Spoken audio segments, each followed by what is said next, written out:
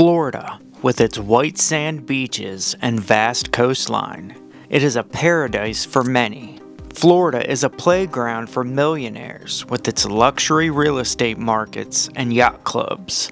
Yet millions of everyday people from all over the world flock to its theme parks. But Florida is often overlooked for its history. The first humans arrived in Florida 14,000 years ago and thrived until they were nearly killed off by the Spanish with disease and warfare. White settlers established forts and towns all across the Panhandle and Peninsula of Florida. Many of these towns were abandoned due to war, hurricanes, and deep freezes. When you think of ghost towns, you think of the Wild West, places like Texas, Kansas, and California. Yet Florida has the largest number of ghost towns east of the Mississippi, with estimates at around 250. Some towns are just a name on a map with little to no information about their existence, and others were documented with photographs and ruins still standing at the site. There's no way we can cover every Florida ghost town, but let's cover a few of Florida's lost towns. Port Leon was established on the east bank of the St. Marks River, 2 miles below where the Wakulla and St. Marks Rivers meet. The town was established in 1837 when Florida was still a territory. The Second Seminole War had been raging for 2 years by this point. Major Dade and his 110 men were ambushed in current-day Sumter County, Florida, on their way from Fort Brooke to reinforce Fort King in 1835, leaving only 2 survivors and kicking off the Second Seminole War. The 1830 census for the territory of Florida listed 34,730 people, including 18,385 white people, 844 free people of color, and 15,501 enslaved people. Port Leon was built to support the slave trade.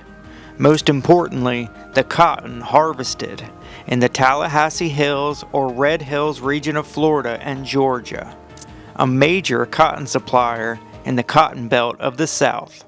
Plantations sprang up across the area in the 1830s. Port Leon's early settlers came mostly from the town of Magnolia, Florida. A railroad had been built from Tallahassee to the old Spanish fort of St. Marks in 1836. The railroad effectively killed off Magnolia, which was a few miles above St. Marks. Many of its residents packed up and moved to Port Leon, which was 2 miles south of St. Marks. The railroad was crudely made from wooden planks on top of dirt. Mules were used to pull the train cars on the 20-mile journey to St. Marks. In 1839, the railroad completed a branch into Port Leon. Cotton from the plantations was put on the railroad cars, up to 40,000 bales a year, and shipped off from the ports, including Port Leon. Port Leon got a post office in 1840 and was incorporated in 1841 with a population at around 200 people. The town was hit hard with yellow fever that same year after a traveler had arrived from Key West by boat and spread the virus around the area. 139 people died from the yellow fever outbreak. The population recovered by 1843. Wakulla County was also formed that year. Port Leon had a hotel, 2 taverns, general stores, a newspaper, a post office, and multiple warehouses. The Second Seminole War had ended by this point, and settlers came pouring into Florida. Port Leon's population was at around 450. All was going well until September 13, 1843. That morning, the wind began to pick up and the clouds started to roll in. A major hurricane was in the Gulf of Mexico and headed towards Florida. The winds died down, but at around midnight, storm surge began to devastate the town. The water rose to 10 feet, destroying every building in the town and washing away the new railroad bridge over the St. Marks River. Towns upriver, including St. Mark's and Magnolia, were also hit with the storm surge and nearly destroyed. Miraculously, only one person was killed in Port Leon, but the survivors had had enough, and they decided to move 4 miles above St. Mark's. Port Leon lasted for around 6 years before the unnamed hurricane took it off the map. Very little remains today. Magnolia was also almost completely destroyed during the hurricane. Magnolia was founded in 1827 by 4 brothers that moved to Florida from Maine. Florida had only been a territory for 6 years at this point. Brothers John, George, Nathaniel, and Weld Hamlin started the town just north of St. Mark's. St. Mark's was originally known as San Marcos de Apalache by the Spanish, who built a stockade here in 1679.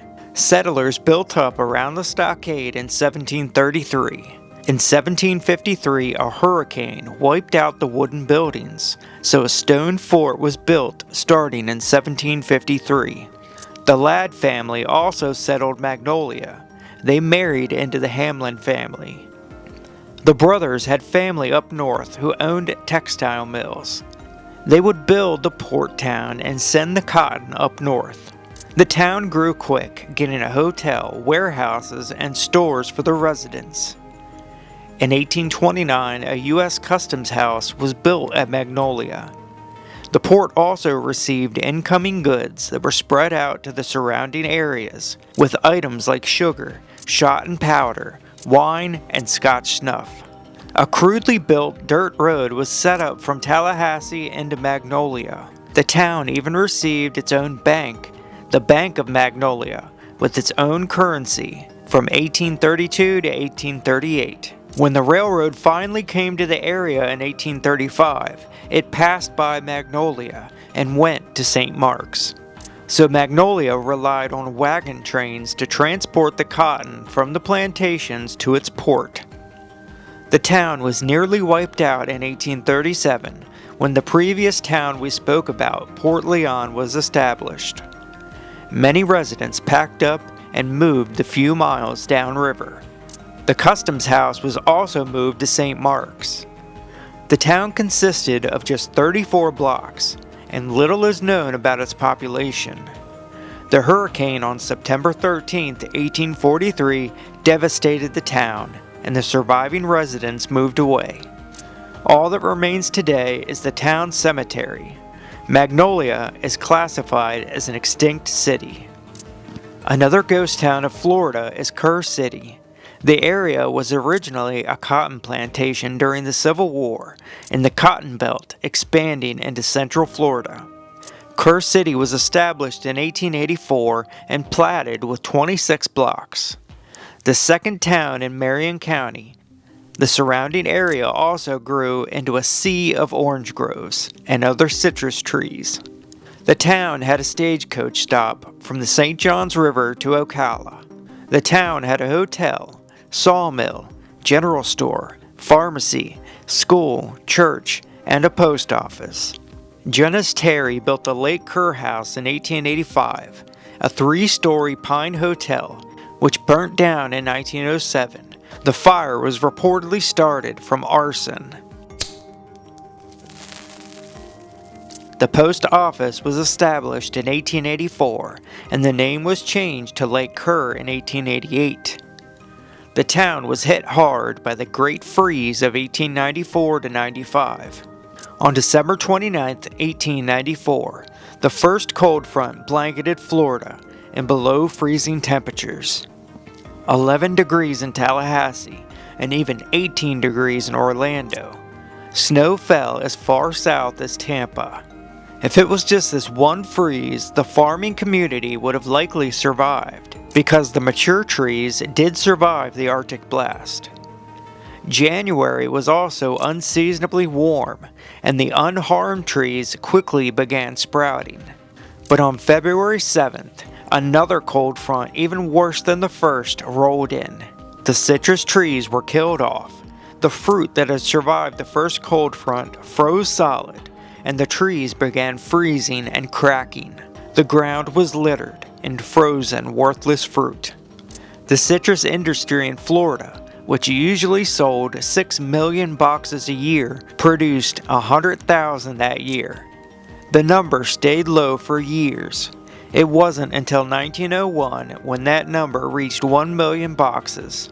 Residents of Kerr City packed up and left, just like so many others after the Great Freeze. But George Smiley stayed in Kerr City. He bought up almost every property in the town, and eventually owned every property in town by 1955. The town is now privately owned by George Smiley's great-grandson, but it is not open to the public. The area around Newnansville was settled by the Dell brothers, James, Simeon, and Maxie, sometime after 1814.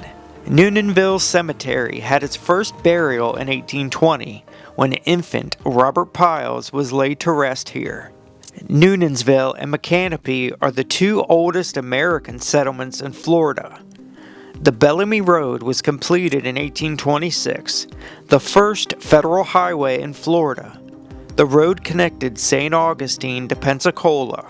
The Dell brothers built a post office off the Bellamy Road. The settlement would be renamed Newnansville in 1828 after Daniel Noonan, who led a raid into the area during the Patriot War, a war in which the Dell brothers had fought in and first visited the area of Newnansville. The town became the second county seat of Alachua County. Most of the residents abandoned the town during the Second Seminole War. Fort King, modern-day Ocala, was the border with the Seminole Reservation, just 50 miles to the south. The people returned in 1839. The town was turned into a county seat again, and the town flourished in the 1840s and 1850s.